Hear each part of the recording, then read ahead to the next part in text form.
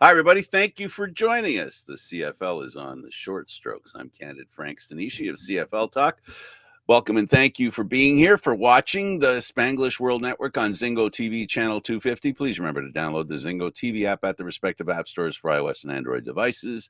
While you download, make sure you rate and leave a comment. Both apps are absolutely free. Zingo TV is available on Google Chromecast, Amazon Fire, Fire TV sticks, Roku sticks, and also on all smart TVs 2016 forward. Don't forget to subscribe to Candid Frank Stanisci 1030 on YouTube. Now on CFL Talk, joining me as usual is Sportsnet's David Morassutti. David, how you doing, sir? Doing pretty well. How are you doing? Oh, just fair.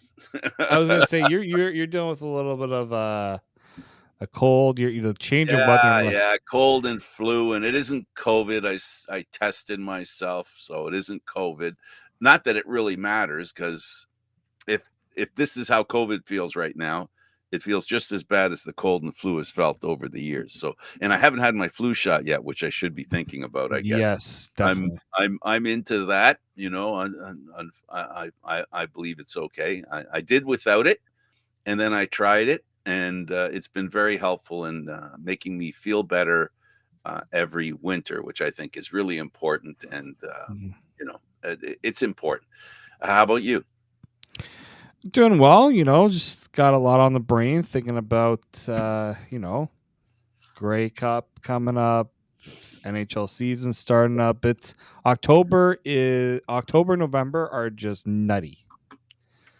I have to say, I have to seriously say, and say it with total certainty, it's a crazy time of year for sure. For me too, because you got to think about what you're going to watch, right? Are there enough hours in the day to watch every hockey game, every football game?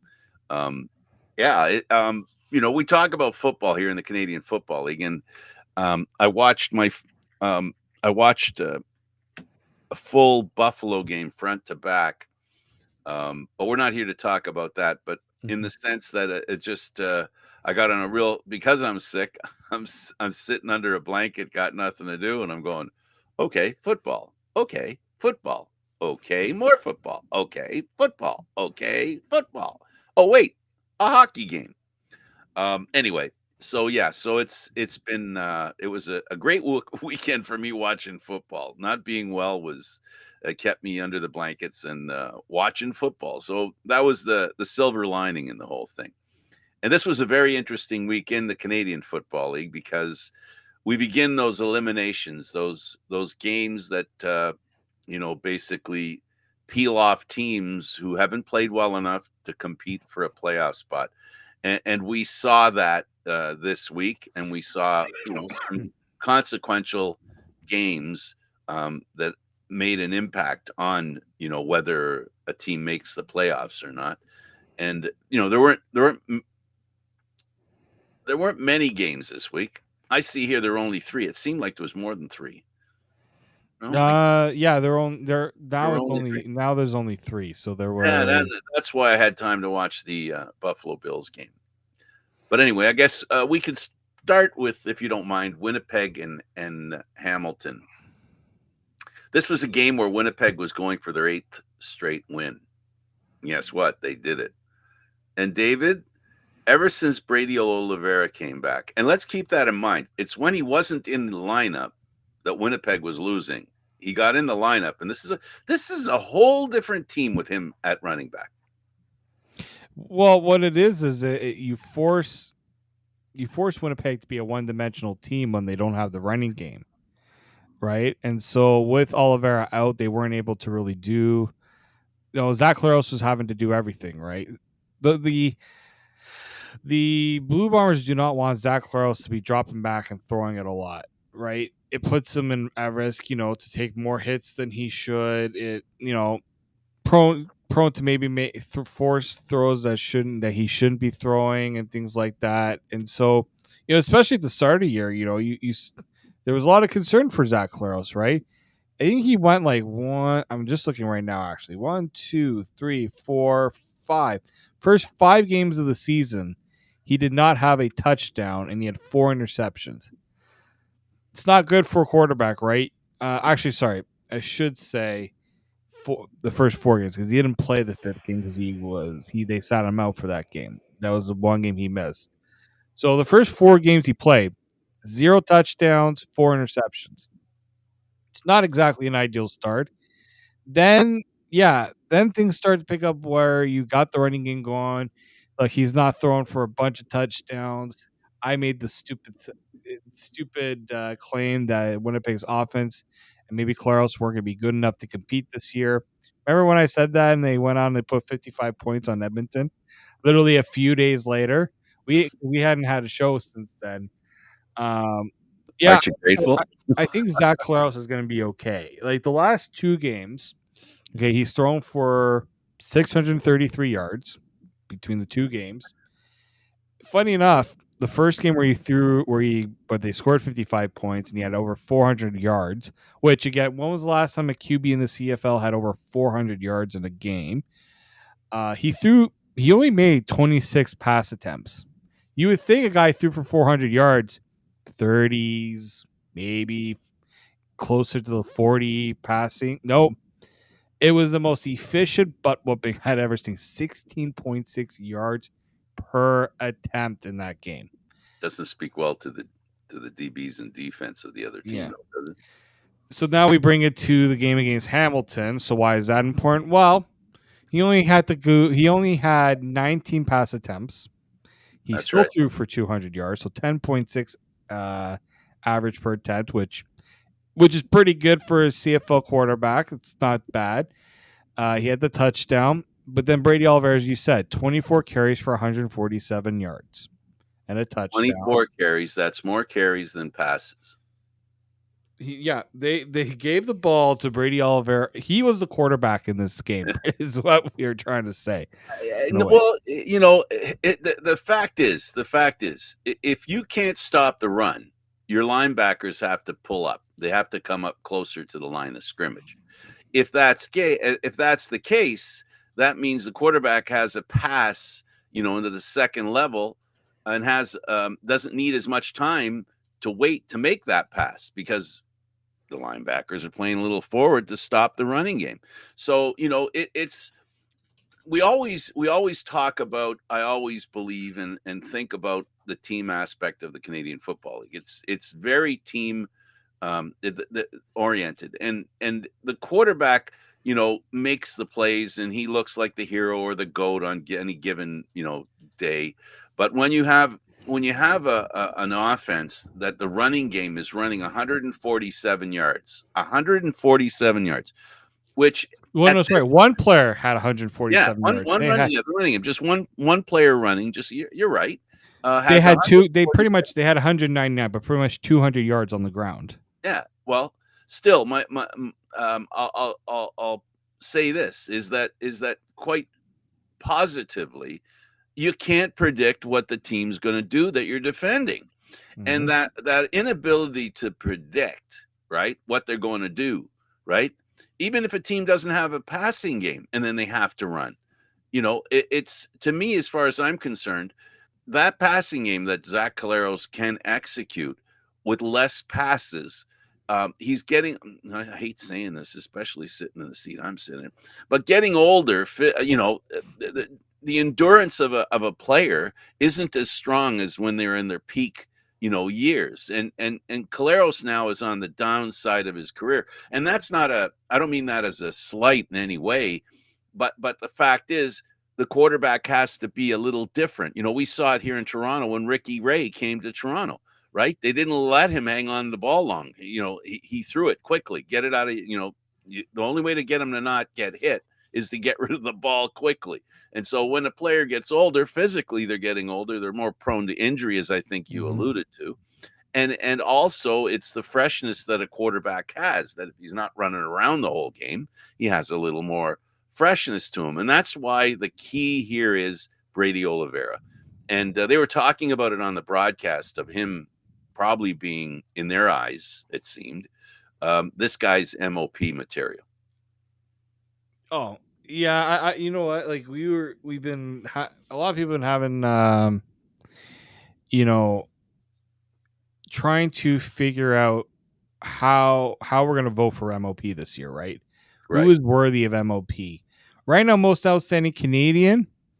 That at first there were a lot of options. Now I think the options have kind of dwindled a little bit, right? In terms of like it being, a pretty an 8-game window, a 10-game window, a 14-game window. MOP. The choices I thought of are gone now, in my opinion. They're not worthy of it. Like Oliveira probably is the most outstanding player because he is the reason why his team went from being I don't know if he's going to be. I don't know if this team's going to hit. If Winnipeg's going to make it to the playoffs. Yeah, they might just go on and win the whole Grey Cup. Like he's had such a good year, and I think it's. Some have said that it's not even his best season, which I'd probably say okay, like pretty similar to last year. He maybe doesn't have the touchdowns that he had last year, but he's averaging the same amount of production as he did in past years, right? Yeah, Like the good news for him is you're comparing him now to how other players are doing this year. Yeah. Right? Right. Like Rourke is in here like he was a couple of years ago, right? Well, exactly, right? And it's tough to give it to a running back, the MOP. How many times we said it's likely always going to be a quarterback, but Claros, in my opinion, he's only recently been really good. He had his struggles throughout the year. So, like, do you give it to a guy who's had struggles, right? If Hamilton made the playoffs, MOP probably could have gone to Bo Levi Mitchell, but now, he didn't play like an MOP last week. So, there's a lot of this year might be one of the tougher years to vote on it, and obviously we have a vote on it, and I take it very seriously when trying to figure out who exactly is worth it. Well, the consistency of players, is an important factor. We talked about Brady and Oliveira. By that I mean Brady. We can talk about the quarterbacks, and really, if you eliminate Collaros' start of the season, then he could be a consideration. But he's not. He's going to be in the shadow of Brady Oliveira. And what's really sad is that you can only have one player from each team. So even if you have two players that are pretty much the same, you can only pick one, which makes it really tough. And that's what happened last year, right? Yeah. People are like, Claros got the nomination, but people thought it should have been Brady. Absolutely. I mean, Brady did end up getting the Canadian nomination, which obviously that was going to happen. But yeah, it's crazy how that all turned out for sure. So it's easy. This game was won by Winnipeg based on the teamwork of those two players. They both played well. The offense played well, and the running back played well. And we forget, and it's kind of hard, but really one of the things that really is punishing is the Winnipeg defense, and they've done a great job since Brady came back, together with Brady Oliveira, where they put Oliveira in the offense, not with the goalposts at their back very often. In other words, they've had good ball possession points on the field that make it easier to work. That's why football's such a team sport. There's so many subtleties in what makes any group or any individual look good in football. And I love what Collaros is doing. It's great to see, great to see veterans like him. The other thing that you were mentioning, and that's something I want to also highlight, is that usually it's a quarterback, but Bo Levi Mitchell comes the closest to being an MOP. This has been is it another inconsistent year for quarterbacks, or is it this year? It's not about health. It seems the past few years have been about quarterbacks staying healthy. This year, it's strictly consistency that's been a problem for starting quarterbacks. Yeah, exactly. Right. For Fajardo, like I think Cody Fajardo would have been. I think he likely will be the East nominee for MOP, but his injury took away some of the maybe just the giving him the downright certainty that he was going to be MOP. I know there's a lot of inconsistent play, right? You got Vern Adams Jr., who I thought likely could have been the West MOP nominee, but now he's silent. My goodness. He's on the shelf. He was the MOP and candidate, and the coach is saying no, no, he's not our starter. I mean, to go from MOP to not being the starter. I know they're paying their other quarterback a lot of money, and he's Canadian, but he's not looking really great. But still, Adams is not the go-to move right now. But let's go back to this game with Hamilton. Hamilton in this game, David. If I'm a Cat fan, I don't know how much hair I got left. There were so many opportunities for Hamilton, and not to take anything away from Winnipeg or suggest that Winnipeg didn't deserve this victory. They definitely did, no doubt about it. But there were a lot of things in this game, missed catches, bad tackles. They really did not play a mistake-free game. Hamilton made a lot of mistakes, not just penalties. They made a lot of mistakes, and you can't make those kinds of mistakes against a team that's playing as well as Winnipeg is. No, that defense is the best defense in the league. It not just the best defense, dominant. Like, it's scary how good that defense is, right? You look at like, we talk about Brady Oliveira and what he's done to lift the Blue Bombers. But I don't think it's been talked about how much this defense has really propelled Winnipeg, right? How many yards did Hamilton get rushing? 30. Okay. Total. And that's total. Total. They couldn't run the ball. Bo Levi Mitchell couldn't throw the ball. He was like under 50%. They couldn't catch the ball. Right. 27 points they allowed against Edmonton, but it was a blowout. Like, they've only allowed since they started going on this run, only one game have they allowed over 30 points, and that was against Saskatchewan back on Labor Day Classic, right? They if you get 25 points on this defense, you better hope you limit that Winnipeg offense, because you're not getting many opportunities to put up points against this Winnipeg defense. And that also has allowed the offense also play in a way that they can be patient. They don't have to force things, and when their opportunities are there, they're going to take the opportunities because they know the defense can now help them out. It wasn't like that before, though. That's why the defense was really struggling, because the offense was playing so bad. The defense couldn't help them out. Now the defense is gelled. Let's not forget also, I believe Jordan Younger took over as the defensive coordinator this year. So Ex-Argo. That was a big change, right? And when you get a new defensive coordinator in there, it's going to take time for it all to gel. Because I'm trying to remember who was the defensive coordinator before. Because I know they made changes to the coaching staff back in January. So I'm trying to think who. I can't remember who the core. I'm blanking on who the defensive coordinator. I think it was Glenn Hall. He's still hanging around, but yeah, sorry, Richie Hall. Richie Hall, right? Not the goaltender. So yeah, Richie Hall is still on the staff, but this is Jordan Younger's defense. Yes. So yes, and you know what? He's been in the business for a while. He has on his resume an important factor. He's an ex-Argo, which seems to be, if you want to be a coach at the CFL, you got to go through Toronto. If you want to be a quarterback or you want to be a coach in the Canadian Football League, it helps to go through. All roads go through Toronto. It seems, 2012 Grey Cup winning Argonauts, man, holy mackerel! The coaches and the players that have become coaches that were on that team, it just never ends. And Winnipeg is well coached. We're a long way from where when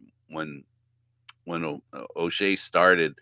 He didn't have a monumental start. He didn't have a didn't start, hitting the ground running. He crumbled a little bit and rumbled, and he eventually became what he is now, probably the best coach in the Canadian Football League. I don't think there's a better coach in the Canadian Football League, and I don't think there's a guy who sets the table for the team kind of togetherness that the Winnipeg Blue Bombers have had over the years. And I say this with the fact in mind that they have blown Grey Cups, and this team has not had problems getting past that kind of stuff. And when I say blown Grey Cups, the Argos one of them, Montreal won one of them. I don't mean it in the sense that those teams didn't deserve to win at all. That's not what I mean. But from the perspective of your team, when you lose a Grey Cup and you had a great season and you lose the Grey Cup, it's like you blew it, right? And getting over that frustration and managing it the way the Winnipeg Blue Bombers do, it's with their GM as well, and the selection of players and the way they treat the players. But this is a team that none of us should be surprised. I am surprised that after the first 5 games of this season, did I think we'd be sitting here with a record that they have? Hell no. They recovered well. I mean, we talked about Brady Oliveira, but, the team as well, held together so that one part and that one change, they were ready for it. The team was ready to play really well. They didn't blow up the team because they had a bad start.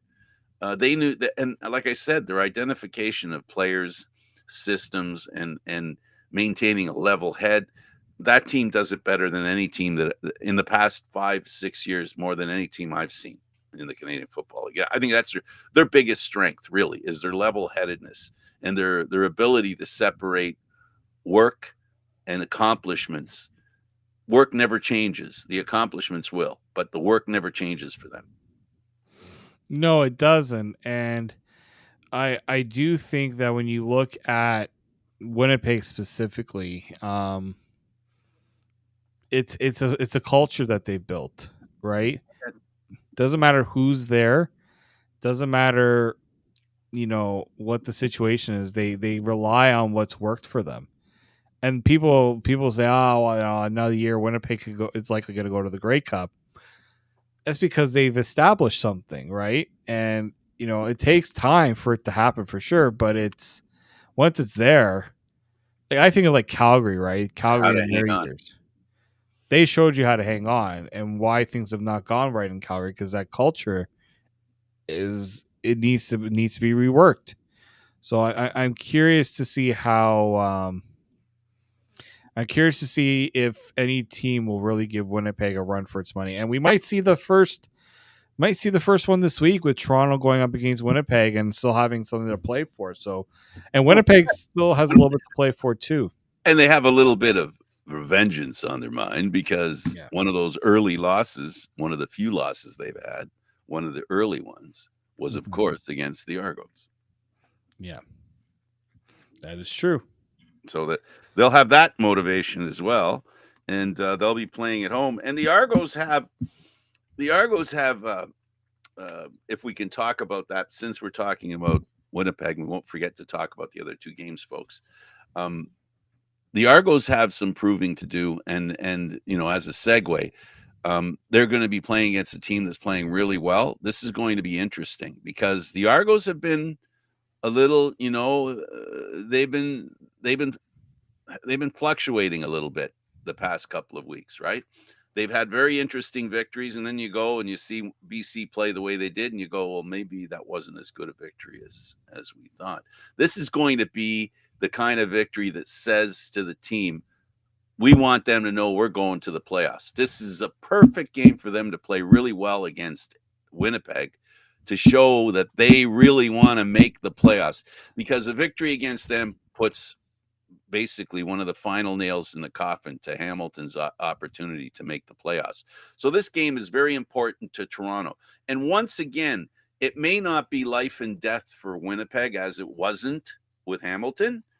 As Hamilton needed the game way more than Winnipeg did. And I think the same thing's true here with with Toronto. They need it more than Winnipeg does. I really believe that.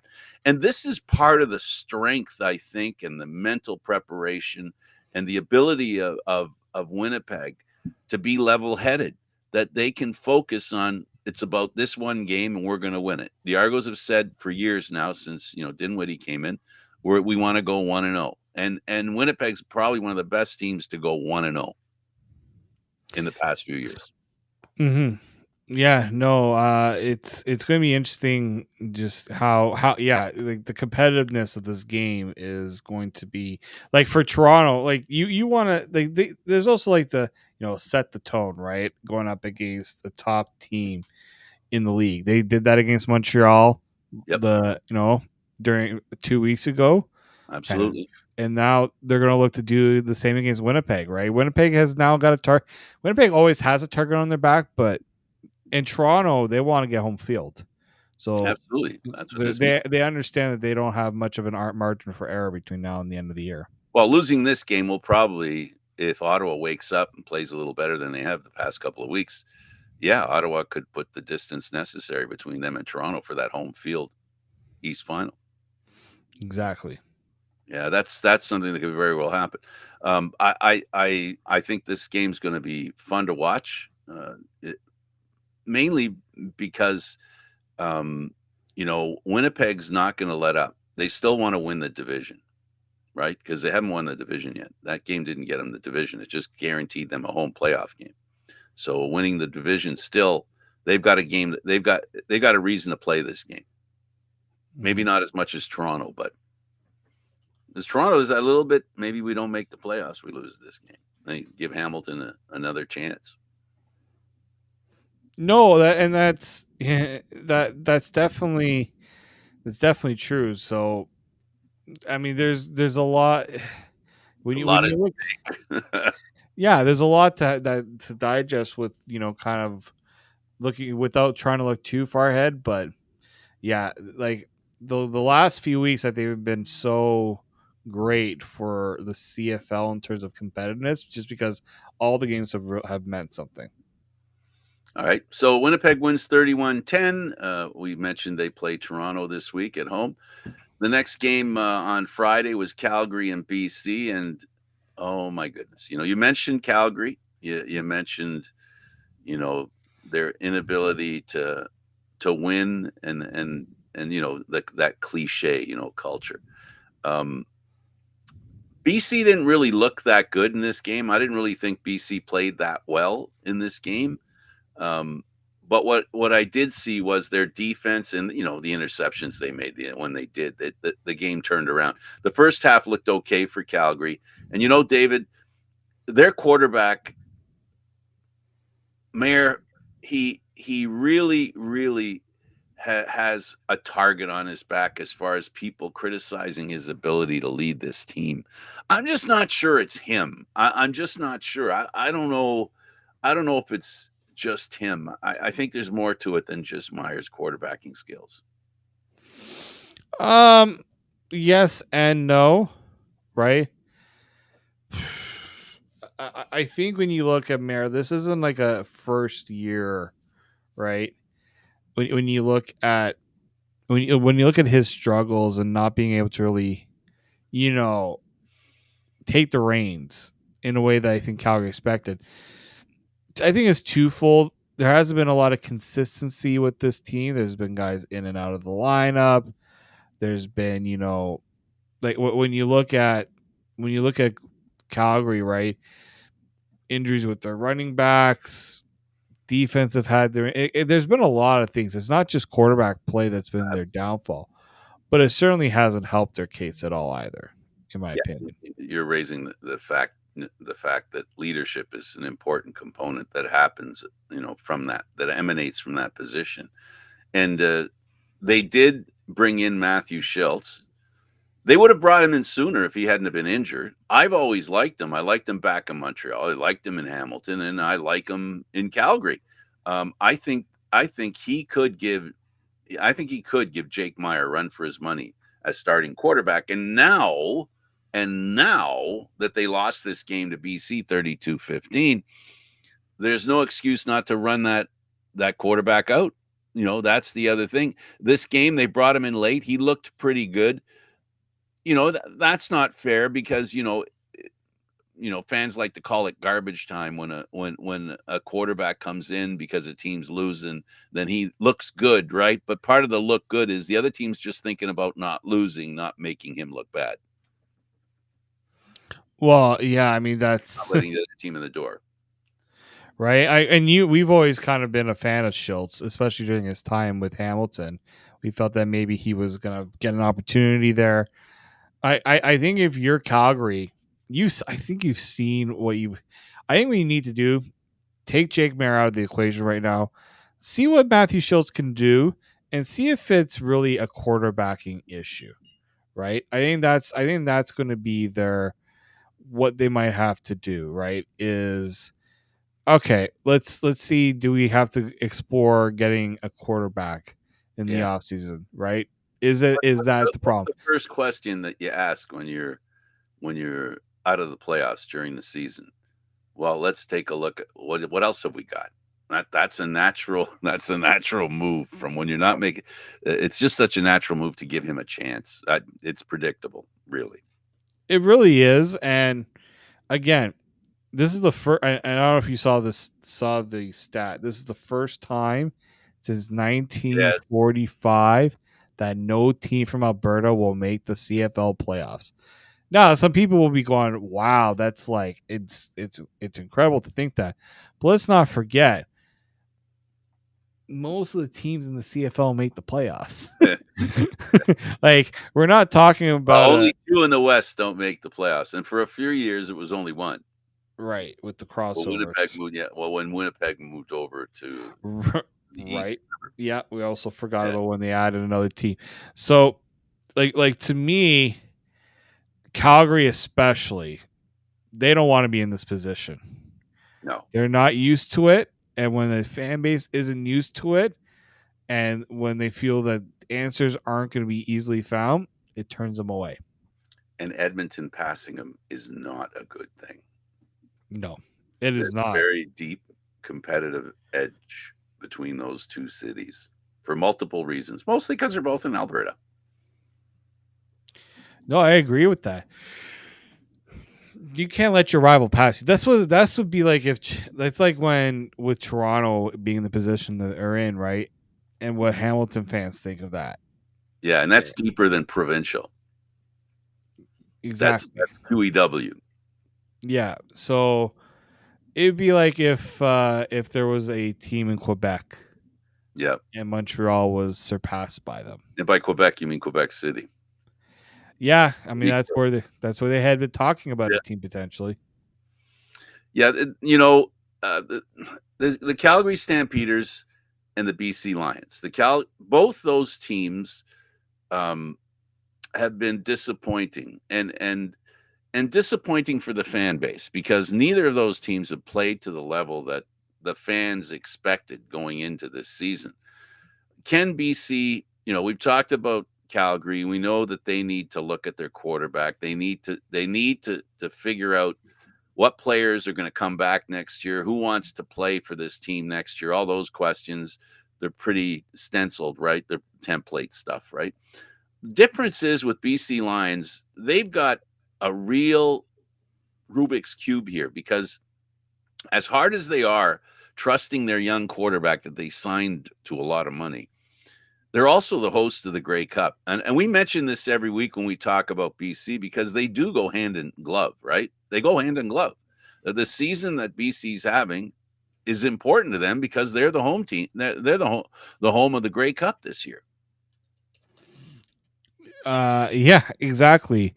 The margin for error, they've put in a lot of money on and off the field for this Grey Cup. They want to return on that investment with a home game involving their team. And look, Hamilton got a bit of a boost, right, with the appearance that they had. One appearance in 2021. Obviously, right in 2022 they didn't. 2023 they didn't get there. No. So it means a lot when your team is hosting. It does. And we haven't seen a team win while hosting since Saskatchewan, Yeah, Saskatchewan, right? then Toronto before that, and then BC before that. It was 3 years in a row. I'll never forget. Right. And it means so much for that market. BC has done such a great job of really getting the energy, getting people excited about CFL football in that market, that now they have to deliver. And it was a little rough, but now it seems like they're turning the tide a little bit. And there's still, again, talking about something to play for in the West. Boy, oh boy. Yeah, all the teams have made it. Great. But nobody has solidified their position. Winnipeg can. I think with a win they've clinched. They all can. Now BC and Saskatchewan, that second place is crucial. You want to host at least one game right? You don't want to have to go on the road for both games. And we know also Winnipeg will want that first round bye for sure. So it's going to be, again, I'm very I'm going to be watching that. I'm going to be watching those last few games and just very intently. Well, Harris is healthy, and the BC Lions, that's who they're up against. And the quarterbacking for BC does not look as good as it is for Saskatchewan, which, before we leave the Calgary game, BC needed to win this game. They've won this game, and now we're going to see what happens in the next couple of games, because the decision for who finishes second is going to happen. BC 32, Calgary 15. And of course, that leaves us with our final game of the week. And that one was Saskatchewan and Edmonton. Edmonton trying to keep their faint hopes alive. Saskatchewan wanting to ensure a playoff position and make that position be second overall. They helped themselves in both those cases against Edmonton. And this game, this was another game where Edmonton, the loser, just played mistake football, made too many mistakes. You can't make mistakes in these games. You just can't. And you learn. This is where you learn, unfortunately in the wrong way possible, how crucial these mistakes could be. And especially against good teams. We talked to Ryan Dinwiddie, right, when the Argos were losing. We're not good enough to make the mistakes we're making. That's okay. It's a lot of teams in this league, unfortunately, are learning that if you make mistakes, teams aren't good enough to overcome the mistakes. And credit also to the other teams for taking advantage of those mistakes as well. And again, if we use the running game as a factor, a major factor in a win, well, the running game for Edmonton was a grand total of 15 yards. For Saskatchewan, it wasn't much better, 53. And then when you look at the quarterback, once you factor out how many throws McLeod Bethel Thompson made, the results are pretty much the same. 2 touchdowns, 2 interceptions, 300, almost 400 yards each. And we saw a different result. Yeah, no, right. But you also wonder, with the results, are they sustainable as well, right? You can get lucky in certain periods, and you can make your own luck as well. But mistakes it's nice when a team can capitalize on mistakes, but what if the other team doesn't make those mistakes? Right. So what are you going to do otherwise? Yeah. This game was important to Edmonton and Saskatchewan. And I not that I have any skin in this game, not that I in particular want Edmonton to win and Saskatchewan to lose. But I do like the improvements Edmonton has made, and they're doing it without, I think, their number one quarterback. which bodes them well for next year if he can get healthy. You know, it's important that Edmonton continue their growth, which they're doing. Right, they're proving that they're a pretty good team. Makes me wonder. I won't speak for you. Makes me wonder about why Jones couldn't accomplish this kind of stuff with his team, and because they didn't make any drastic changes to the team after he left. It is one of those. I think it became one of those things where we talk about in sports where the coach stops being heard. Yeah, no, it could very well be, right. It's the message changes, accountability changes as well, and has the game plan really changed? No, I don't know if it's really changed. I mean, there's been some change. Philosophies can change a little bit, but I also just think that Chris Jones has been known as a defensive guy, Right. but they had more than defensive issues. They did have defensive issues there, but yeah, I just think this was just needing a new voice in the room, needing a change in what was being done, because you lose confidence, you lose your he lost, I wouldn't say accountability in that room, but I think people are just like, I've had enough of us Trust. being, yeah, trust, that's it. Hey, Right? trust. When things aren't going well, it's hard to trust what the coach is telling you what to do. Right? And look, Because Hamilton's you need a lot of trust to execute. Execution exactly. requires the belief in the system you're executing. Exactly. I don't know if there was a lot of belief in what Chris Jones was selling. Because as a coach, you have to be a teacher, but you also have to be a salesman. You have to tell the guys, if you do what I tell you to do, you're going to be successful. Well, if you're not going to be successful, right, something has to change. And if the players feel like that what the coach is saying is selling isn't working, they're not going to buy into it. So I think that was a little bit of it, but let's not forget, even in the Chris Jones era, they didn't give up 55 points in a game. Right? There's still problems, but what this whole situation has allowed for is them to say, okay, we're taking Chris Jones out of the equation. What's really going on here? Why isn't this working? And now they're getting a chance to really see it. And that it's working a little better, but not good enough right now. And you know what? There is a learning curve with a new coach. The learning not just what the coach is trying to lay down, but the coach knowing who he's dealing with. Even though the coach was around the team, like he got a running start, so it's not like he was a blank page when he arrived. He knew the players, so there was that advantage. But it's about execution, and I got to say, Thompson threw 41 passes. If you're throwing 41 passes, you're not running very well. Nope. And if you're not running very well, here comes that word again. I love that word in football. Predictability. You don't want that. Predictability, bad. Surprise, good. And you're not surprising anybody when you're throwing the ball 41 times. No, and especially when your quarterback has 2 interceptions and you also have a fumble. You lost a turnover battle, right? You look at these games and you look at where they have success and where they have struggled. It's interesting because there are games where they have run the ball, but the problem is you need the two to work together. You can't, in the CFL, you can't just run the ball all the time. You do have to pass, right? Because then eventually they're gonna say, all right, we're gonna load up the box and you gotta beat us through the air. Right.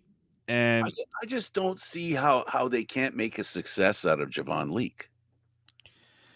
We watched him every week, and yeah, I mean, but as a returner, he's great. But it's about, for running backs, it's about finding the holes. You trusting your offensive line.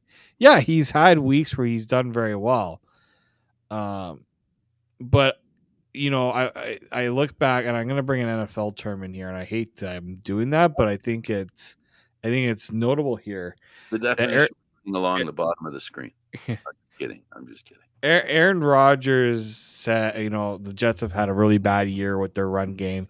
And he says, we try to establish the run game first.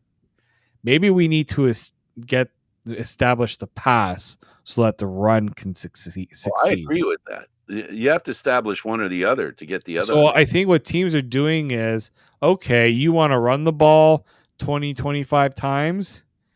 Here, we're going to load the box. You got to beat us with the run. Absolutely. Right. But the thing is, you have to decide. You have to find that balance. I think Edmonton, because they, when you look at this game against BC specifically, right? Not BC, sorry, against Saskatchewan. Oh, coffee hasn't kicked in yet. When you look at this game, all right, they were. It's funny. I was watching the Leaf game. I was at the Leaf game and I was recording the game. But I looked quickly down at the score and to see it was 1-0 after the first quarter. Said, "This like we've had more goals in this hockey game so far than we did in this football game. What are we doing here right now?" But you're trailing, right, going into halftime. The switch flips. Now we feel like we have to change our strategy and what we're doing. And look, Saskatchewan's a good defense. They're going to try to take away your strengths, and that was running the ball. But Edmonton also wasn't very patient with it. How many times they run the ball? Javon Leake had 9 carries. Justin Rankin had 4. Prukop had the two sneaks. Like, I'm sorry, if you think that running the ball 13 times is going to be enough, you're kidding yourself, frankly. So I think, yeah, they've got to find that balance. They got to go back to what was working for them. The running game was working for them. It means that it takes pressure off McLeod Bethel-Thompson. McLeod Bethel-Thompson should not be throwing 41 times in the game. The numbers have looked good, but then when you look at the results, it's like, yeah, maybe we didn't go about it the right way. Well, in football, the term that is best to describe defense is bend, not break. So you can bend and give up a lot of yards. Yep. Not break. Yeah. But I don't know if you saw, I mean, we didn't even talk about it, but McLeod has not been a very happy fan with hasn't been very happy with the CFL officiating. Well, he's not a very I'm gonna just he is a commentator on the all things CFL. He's been like that for years. Mm-hmm. This is nothing new. It's just now he's keen on the officials specifically, right? Where before he was keen on the rules and how the league doesn't protect players, and he's always been a pro player or anti-league, anti-official kind of guy, and so I'm not surprised by it. Tell us about it. Well, I mean, they were down by 4, you're right, going and they have a chance to score a touchdown. Bethel-Thompson throws you talk about Javon Leake, he threw a pass to Leake. Originally he was going to be, I think, ruled out at the 1-yard line, right? And that would put them in a position to go out and try to win the game. But sorry, well, because I think they were trying to go for a touchdown. Mm-hmm. They get this play to the 1-yard line, but it was originally ruled a catch. But then the command center comes in and says no. Essentially, the ball. I think they said that the ground helped him. Trap the ball. Yeah, he didn't trap the ball, and so then Edmonton then chooses to have to kick the field goal. Well, unfortunately for Edmonton, that was the last opportunity they had to try to score. So essentially, instead of 7 points, right, they had to settle for 3. Either way, they needed a touchdown. And They I needed think a touchdown that before would the have tied the goal game. That ever would have happened. tied the game. That would that have tied them or given them a chance to take the Tied. lead, Well, if they would have gone for 2 points, it would have given them a chance to win. They would right? have gone for 2 if they had So the touchdown. right. So Was it 28-21, right? Let me 28-24. 20, yeah, but I mean, it was 28-21 at the time Yes. that you're referring to. So Yeah. yeah. So they needed a touchdown either way. They So needed a touchdown to field goal to tie the game. So they're trying at least to send it to overtime. And right. so yeah, he was very critical, saying a lot, everything's going against us. But sheesh, when is it going to get any easier? Like, you threw Well, two you made mistakes too, right? So, he's very outspoken. We've known this for a long time. for a long time. But yeah, so that's a tough way to lose for them, unfortunately. Yeah, a tough way to lose, but they did lose. It wasn't an official's mistake. It was basically just the rules reared its ugly head and yanked them, back so that they couldn't get the touchdown they needed to tie the game. It was a great game. They played well. McLeod did what he could with the system that he had in play. When we talk about him throwing 41 times, it's not up to him alone to throw 41 times. Other things have to happen to help bring that number down, right? Play calling has to change, right? Right. And the play calling, though, unfortunately, is dependent on the success of the plays that you're making. You're trying to make your successful plays. It's like you were talking about. If the run isn't working, you go to the pass. Well, do you keep doing the run or do you try to do the pass? And then you got to try something, right? So the run wasn't working. They kept defaulting to pass. And if they could, I don't understand sometimes, David, why it's so hard, for teams to put together a running game better than what we've seen in some cases, like 15 yards by their, the key running back, 30 altogether. It makes me wonder how can the other team be that good that you can't get more than 30 yards rushing? Can they be that good? Or does some of the responsibility go on you for not being able to run the ball? It's the futility is sometimes it amazes me that it seems like you almost have to try not to be successful at times. Yeah, no, I agree, right? If you've shown you can run the ball, why are you so eager to get away from it at times? It's actually true, but there's a type of running back that you need to have. And why don't you have that running back? See, that's it's like, I don't mean to change sports, but I always maintain that when the Leafs had Campbell as their goaltender, I didn't think he was the right goaltender, not because of his ability, his talent, but it was his size. What I'm trying to say here is there, and the same thing with their defense, right? There's some things you need in sport, and sometimes size is important. It just matters. And your scat back running backs are awesome. I love Pinball Clemens, loved him when he played. Loved Leon McQuay when he played for the Cardinals and even played for the Argos. But you need a beast at running back. I know the Argos have a guy who carries the ball, Kadeem Carey, who doesn't look tall, big. But you and I have been in the locker room. We've seen him without his jersey on. We've seen what his body makeup. He's a strong person, very strong. And you need that in a running back. You do. Look at Brady Oliveira. He's a tank. Speed is nice, but if you're not able to break tackles, you got to be able to break tackles. You got to be able, because the defenders in this league have gone too good, right? That they can find ways to get to the second levels, get to the holes. You got to be able to shed tackles. That's what Brady Oliveira is so good at. He can go north south. East-west. North. Sorry, he's more of a north. They call him a north-south guy. Like running backs don't run backwards. His cutbacks are amazing.